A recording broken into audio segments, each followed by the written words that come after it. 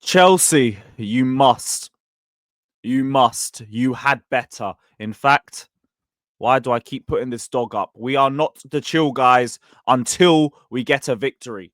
And a victory must be accomplished tomorrow. And it must be done in convincing circumstance as well. Big up to every single one of you that's locked in. We're here for the Chelsea versus Wolves preview. Apologies for not being able to get the City hate along sorted. But you know what?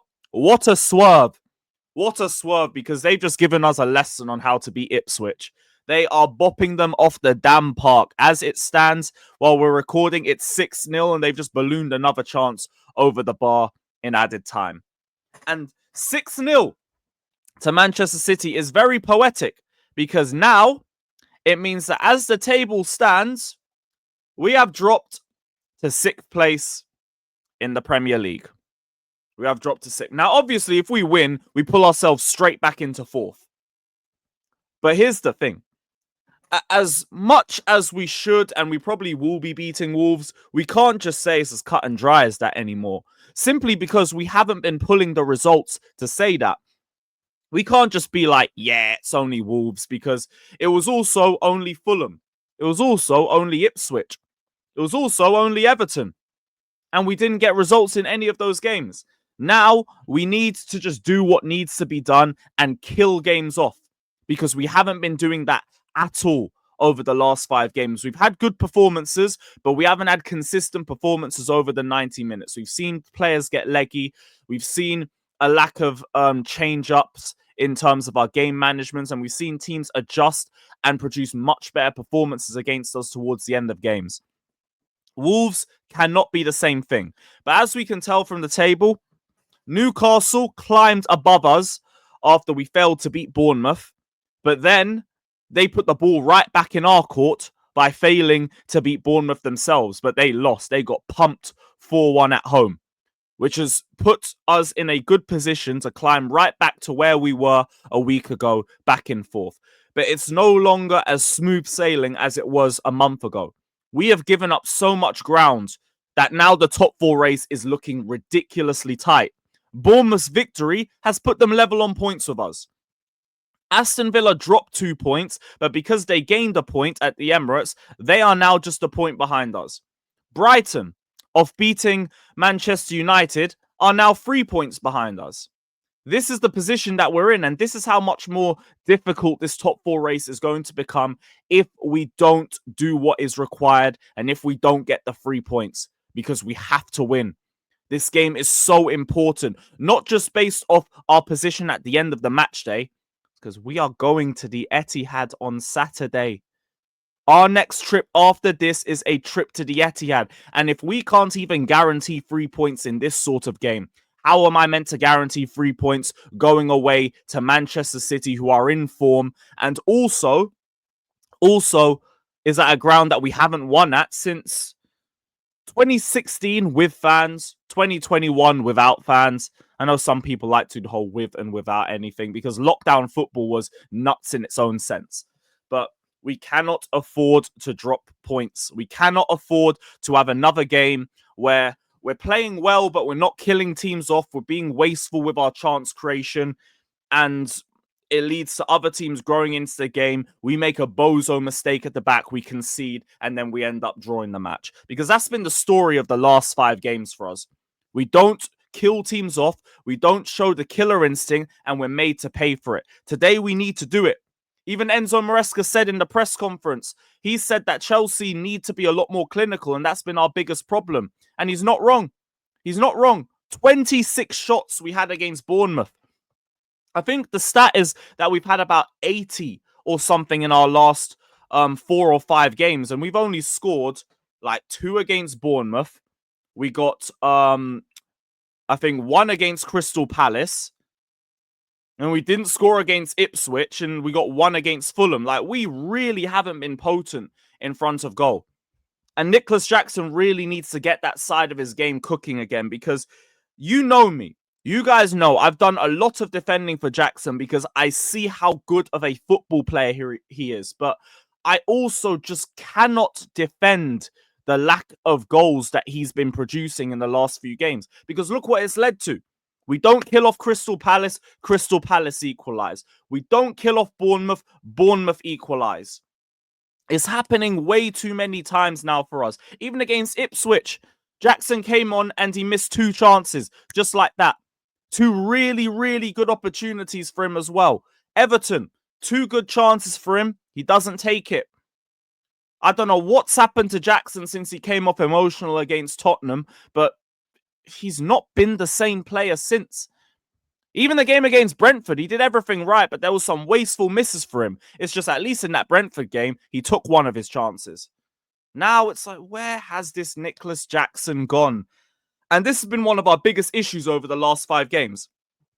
Not just him, obviously, because we've had Robert Sanchez being an idiot in goal. Where he has a good game, where he has a bad game, he's going to do something dumb that's going to lead to a shot and a big chance at our goal. And half the time, he ain't even in the right position to save that, like Semenyo for the equaliser on Tuesday. So that's been a bigger problem for us too. And like now, Maresca's coming out and talking about injuries. And we might have Palmer, Lavia, Enzo, and Colwill all as doubts for this game. And it's turned a game that should be very winnable for us into something that's looking a little bit like a potential banana slip.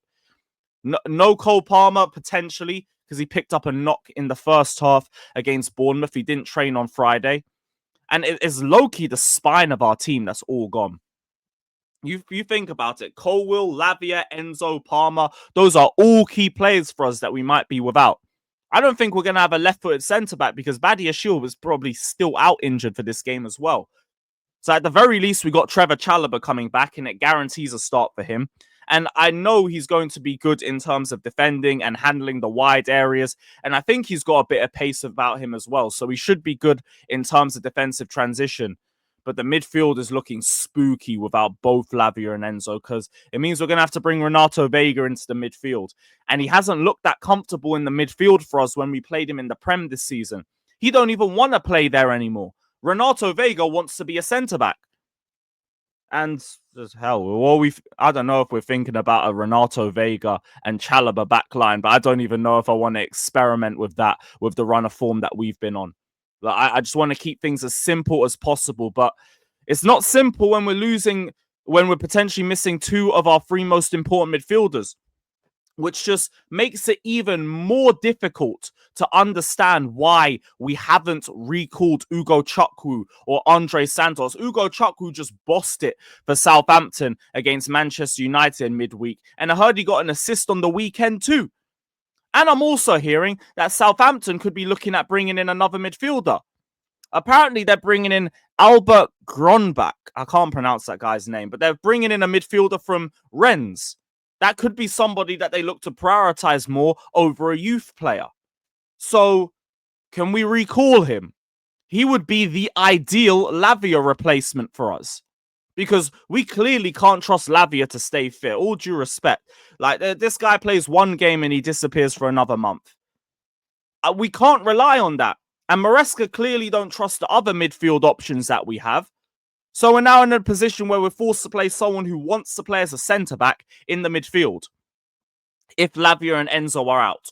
God willing, all 3 of them are fit. And if they aren't fit, do not force them into the team. I'd rather you just rest them and prepare them for Manchester City, which is the more important test. But to go without those 4 is going to be a big, big problem. A big problem. But at the very least, it means João Felix will get a start and he'll give us a bit more directness in the final third. And he's been itching to get some minutes as well. So hopefully he makes the most of it because, like, Palmer not training, bit of a worry. I'm not too sure if the other 3 have trained. I didn't get anything on that, but Maresca confirmed that Cole Palmer didn't train on Friday. So it's all a question mark as to whether he stays fit.